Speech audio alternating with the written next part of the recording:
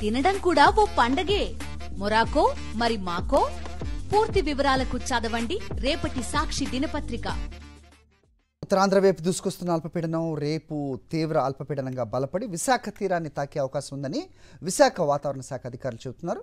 దీని ప్రభావంతో ఉత్తరాంధ్ర, కోస్తాంధ్ర జిల్లాల్లో భారీ వర్షాలు పడే అవకాశం ఉందంటున్నారు. సెప్టెంబర్ 2 నాటికి వాయుగుండంగా మారి తెలంగాణ మీదుగా పయనించే అవకాశం ఉంది.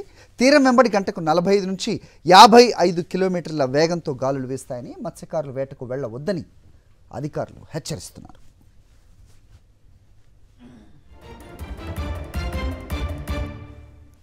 ఇది అంశంపై అప్డేట్స్ మా కరెస్పాండెంట్ అనిల్ అడిగి తెలుసుకుందాం. అనిల్ చెప్పండి, సో ఏ మేరకు ప్రభావం ఉంటుందంటున్నారు అధికారులు, ఎలాంటి చర్యలు తీసుకుంటున్నారు, ఏంటి మీ దగ్గర ఇన్పుట్స్? Good morning. మరి ఇప్పటికే అల్పపీడన ప్రభావం ప్రారంభమైంది, స్పష్టంగా కనపడతా ఉంది. నిన్నటి నుంచి కూడా పెద్ద ఎత్తున వర్షపాతం నమోదవుతుంది. ఉత్తరాంధ్రలో ఉన్నటువంటి విశాఖ, విజయనగరం, శ్రీకాకుళం జిల్లాల్లో పెద్ద ఎత్తున వర్షపాతం నమోదవుతుంది. మరోవైపు తీరం వెంబడి గాలుల వేగం కూడా 45 నుంచి 55 కిలోమీటర్లతో ఉండనున్న నేపథ్యంలోనే మత్స్యకారుల హెచ్చరికలు కూడా కొనసాగుతున్నాయి. మత్స్యకారులు ఎవరు కూడా వేటకు వెళ్లరాదంటే అప్రమత్తంగా ఉండాలని వాతావరణ శాఖ సూచిస్తుంది. అయితే మరొక 24 గంటల్లో అల్పపీడనం తీవ్ర అల్పపీడనంగా మారి ఇప్పుడు బంగాళాఖాతం నుంచి పశ్చిమ మధ్య బంగాళాఖాతం, అలాగే ఉత్తర బంగాళాఖాతం మధ్యలో ఏర్పడినటువంటి అల్పపీడనం క్రమంగా వాయువ్య దిశగా కలుగుతుంది. దక్షిణ ఒడిశాకు అలాగే ఉత్తరాంధ్రకు మధ్య దీని ప్రభావం ఉంటుందని అధికారులు ఇప్పటికే అంచనా వేశారు. అయితే తీవ్ర అల్పపీడనంగా మారిన తర్వాత విశాఖ తీరాన్ని తాకేటువంటి అవకాశం ఉందని వాతావరణ నిపుణులు అంచనా వేస్తున్నారు.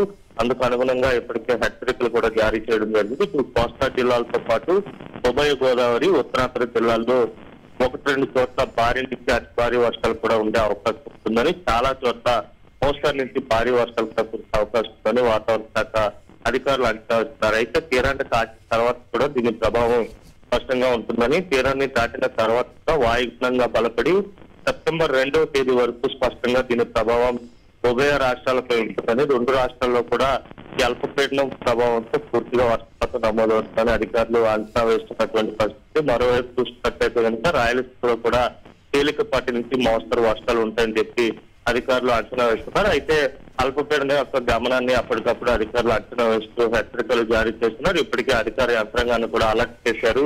లోతట్టు ప్రాంతాల ప్రజలు అప్రమత్తంగా ఉండాలని, అలాగే తీర ప్రాంతంలో గాలులు ఎక్కువగా ఉంటాయి కనుక తీర ప్రాంత ప్రజలతో పాటు మత్స్యకారులు కూడా అప్రమత్తంగా వ్యవహరించాలని అధికారులు సూచించారు. అయితే వాయుగుండంగా మారిన తర్వాత కూడా మరో 2 రోజులు దీని ప్రభావం ఉండేటువంటి అవకాశం ఉంటుంది. అయితే తీరాన్ని తాకి వాయుగుండంగా బలపడిన తర్వాత దీని ప్రభావం స్పష్టంగా తెలంగాణపై ఉంటుందని అధికారులు అంచనా వేస్తున్నారు. అయితే దీని గమనాన్ని బట్టి అప్పటికప్పుడు హెచ్చరికలు కూడా జారీ చేసే స్పష్టంగా కనిపిస్తున్నాయి.